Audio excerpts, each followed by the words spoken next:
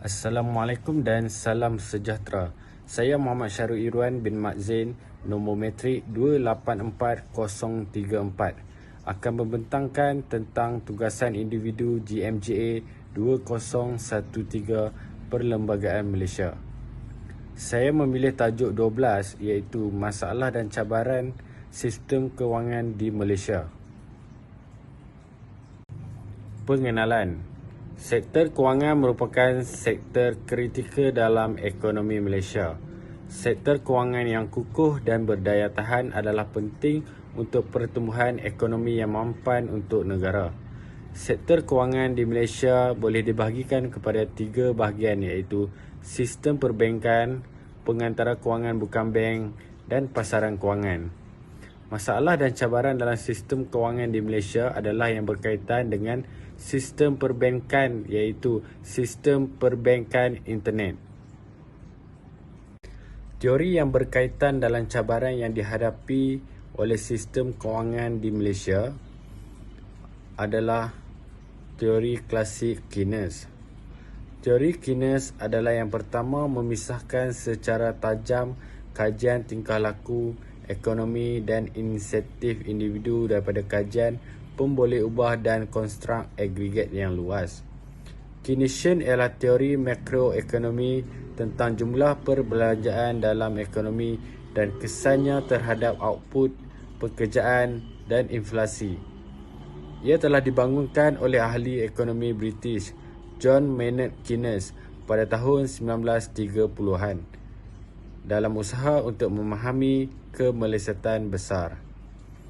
Kepercayaan utama ekonomi Keynesian ialah campur tangan kerajaan boleh menstabilkan ekonomi. Struktur sistem kewangan di Malaysia terbagi kepada 2 kategori. Yang pertama, institusi kewangan dan yang kedua, pasaran kewangan. Seterusnya, perbandingan pelaksanaan di Malaysia dengan negara lain.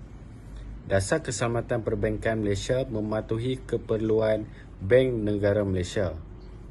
Dan ini akan meningkatkan privasi individu, kerahsiaan maklumat transaksi dan keperluan untuk mengekalkan keselamatan dan integriti. Seterusnya, kekuatan pelaksanaan. Yang pertama, perbankan internet telah meningkatkan kualiti perkhidmatan dengan memberikan kemudahan kepada mereka untuk melakukan transaksi pada bila masa sepanjang hari. Yang kedua, sistem perbankan maya memudahkan pelanggan di mana seseorang individu boleh mengakses sistem perbankan mereka pada bila-bila masa dan di mana-mana sahaja.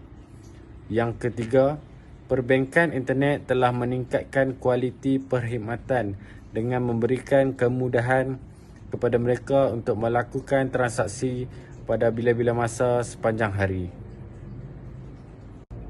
Kelemahan pelaksanaan adalah yang pertama, perbankan internet benar-benar tidak selamat kerana terdapat banyak masalah yang berkaitan dengan laman web dan data boleh digodam oleh penggodam.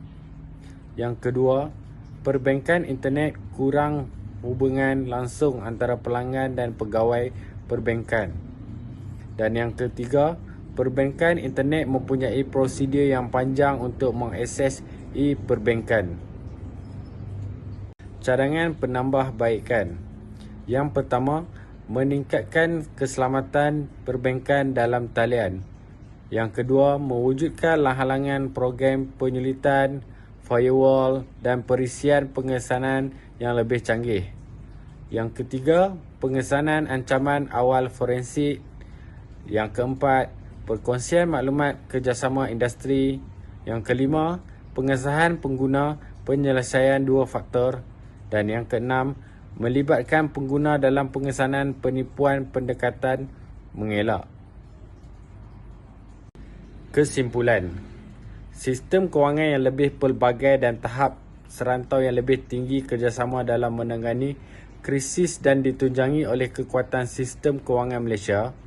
Pengurusan krisis global semasa telah memfokuskan kepada pencegahan langkah untuk memastikan akses berterusan kepada pembiayaan dan untuk mengekalkan keyakinan dalam sistem kewangan. Penyediaan perkhidmatan perbankan internet mesti peka dan responsif terhadap isu-isu keperluan keselamatan.